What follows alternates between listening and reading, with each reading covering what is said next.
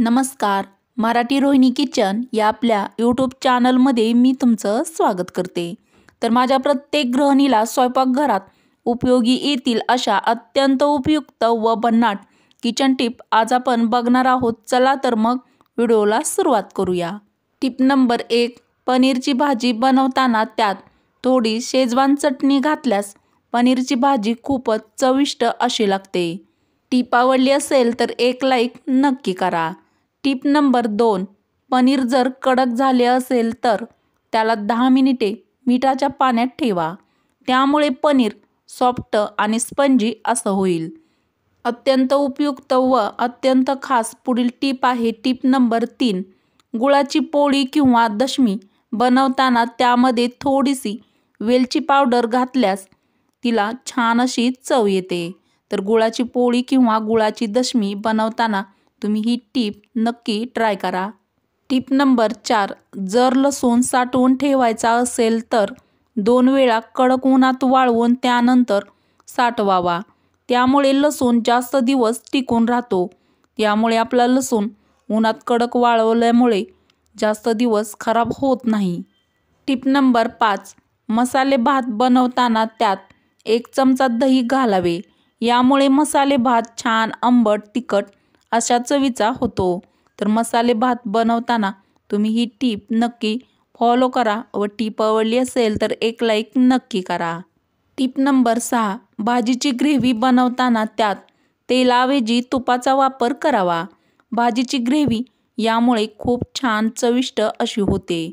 आपल्या सर्वांची आवडती मटकीची भाजी तर आपण नेहमी बनवत असतो. Tip number 7. मटकीची रस्सा भाजी बनवताना मटकी हलकीशी भाजून घ्या व नंतर भाजी बनवा. यामुळे मटकीची भाजी चवीला खूपच चवदार अशी लागते. तर मटकीची भाजी बनवताना तुम्ही ही टिप नक्की ट्राय करा. Tip number 8.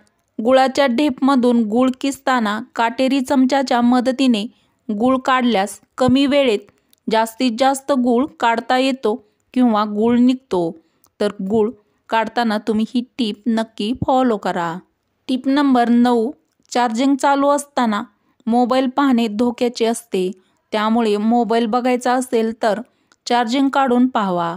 तर बरेच जणांना सवय असते की मोबाईल चार्जिंग लावून ते मोबाईल पाहत बसतात.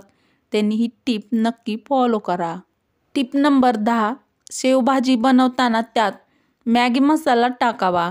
यामुळे शेवभाजी खूपच टेस्टी अशी लागते व शेवभाजीची चव खूप अप्रतिम अशी लागते. Tip number 11. अळूवडी करताना त्यात थोडी चिंच व गूळ घालावा. यामुळे अळूवडी खाल्ल्यामुळे घशाला खाज येत नाही. तर बऱ्याचशा जणांना घशाला खाज येण्याचा प्रॉब्लेम येतो अळूवडी खाल्ल्यानंतर. त्यांनी ही टिप नक्की फॉलो करा. Tip number 12. डायबिटीज असलेल्यांनी आठवड्यातून एकदा कारल्याचा रस प्यावा. यामुळे साखर नियंत्रित राहते. प्रत्येक गृहिणींसाठी अत्यंत उपयुक्त पुढील टिप आहे. Tip number 13. ज्या डब्यात खाण्याचे सामान आहे जसे की बिस्किट, फरसाण, शेव, लाडू इत्यादी ठेवल्यास डब्याला बाहेरून मोहरीचे तेल लावा. यामुळे मुंग्या लागणार नाहीत किंवा त्या डब्याला मुंग्या होणार नाहीत. बऱ्याच वेळा आपण खाण्याचं सामान डब्यामध्ये ठेवत असतो पण त्याला मुंग्या लागतात. तर त्या लागू नये यासाठी तुम्ही ही टिप नक्की फॉलो करा. Tip number 14. डोसा क्रिस्पी होण्याकरिता भिजवताना तांदळात 1 चमचा साबुदाणा व 1 चमचा हरभरा डाळ घालावी. यामुळे डोसे छान क्रिस्पी असे होतात. तर छान क्रिस्पी डोसे बनवण्यासाठी डोसे बनवताना तुम्ही ही टिप नक्की फॉलो करा व टिप आवडली असेल तर एक लाईक नक्की करा. Tip number 15. सुकलेल्या जामला मऊ करण्यासाठी जाममध्ये 2 चमचे गरम पाणी घालावे. यामुळे जाम छान मऊ असा होईल. प्रत्येक महिलेसाठी अत्यंत उपयुक्त पुढील टिप आहे. Tip number 15. रक्त शुद्ध राहण्यासाठी घाम येणे खूप महत्त्वाचे आहे. दिवसातून एकदा व्यायाम करून आपल्या शरीराला घाम येणे सुनिश्चित करा. ते आपल्या शरीरातील विषारी घटक काढून टाकावेत. तर प्रत्येक महिलेने आपले शरीर निरोगी राहण्यासाठी ही टिप नक्की फॉलो करा व टिप आवडली असेल तर एक लाईक नक्की करा. अत्यंत उपयुक्त पुढील टिप आहे. Tip number 16. फ्रीजमध्ये भांडी किंवा पदार्थ ठेवताना ते फ्रीजच्या कडांना चिटकून ठेवू नये. सर्व बाजूने हवा खेळती राहील असे पाहावे.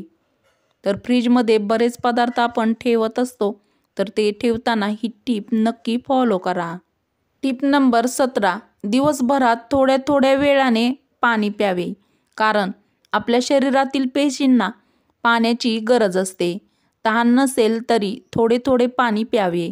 यामुळे आपला चेहरा चमकदार राहतो व आपले शरीर पण निरोगी राहण्यास मदत होते. अत्यंत उपयुक्त व अत्यंत खास पुढील टीप आहे. टीप नंबर 18. शरीरात थकवा किंवा ताण आला असेल तर 1 ते 2 ग्लास पाणी पिल्याने आराम मिळतो. तर प्रत्येक महिलांनी ही टीप नक्की फॉलो करा. वरील टीप आवडल्यास मराठी रोहिणी किचन या आपल्या मराठमोळ्या चॅनलला सबस्क्राईब करा, लाईक करा व असेच नवनवीन व छान छान व्हिडिओ तुमच्या मित्रमैत्रिणीला शेअर करायला अजिबात विसरू नका. चला तर मग भेटू अशाच पुढच्या एखाद्या छानशा व्हिडिओमध्ये. व्हिडिओ पूर्ण बघितल्याबद्दल धन्यवाद.